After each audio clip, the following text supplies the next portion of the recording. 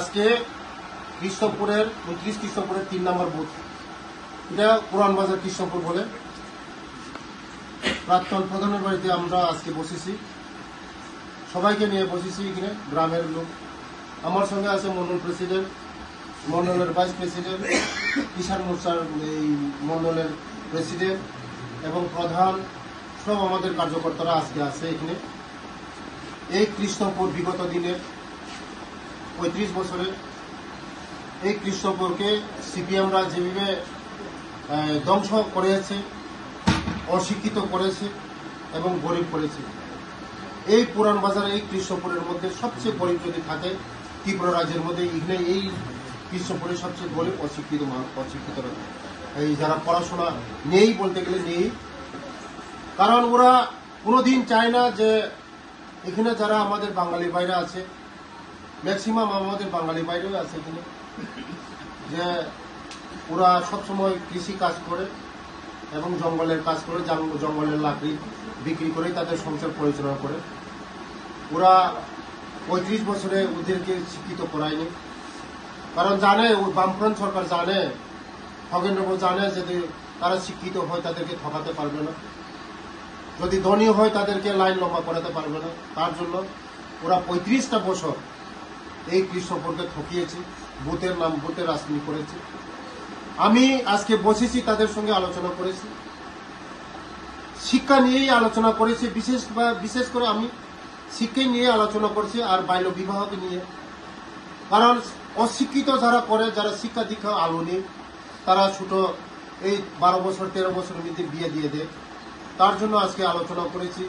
Main কোনো জাতি যদি উন্নতি হইতে হয়, কোনো জাতি যদি মানে অন্ধকার থেকে আলোর মধ্যে যেতে হয়, শিক্ষা নেই।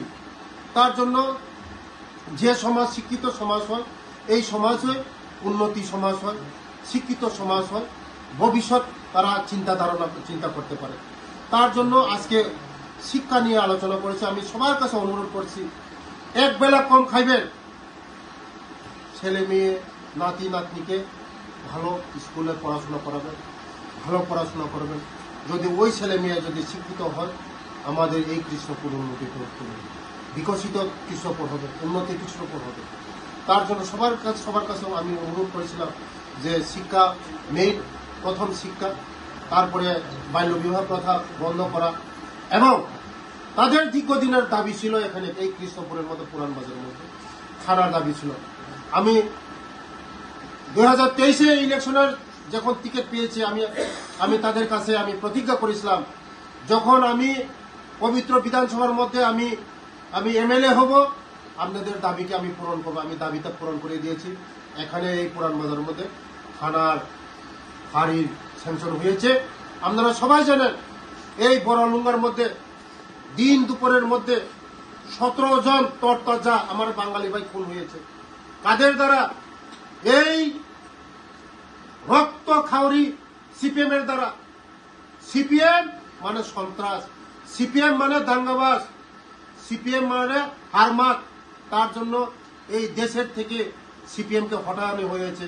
সিপিএম কোনোদিন আসবে না, কারণ সিপিএম শুধু রক্তে খাইতে জানে, মানুষকে খুন করতে জানে।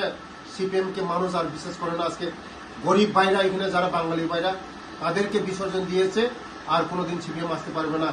এই কৃষ্ণপুরের জন্য আমি অনেক চিন্তা করেছি।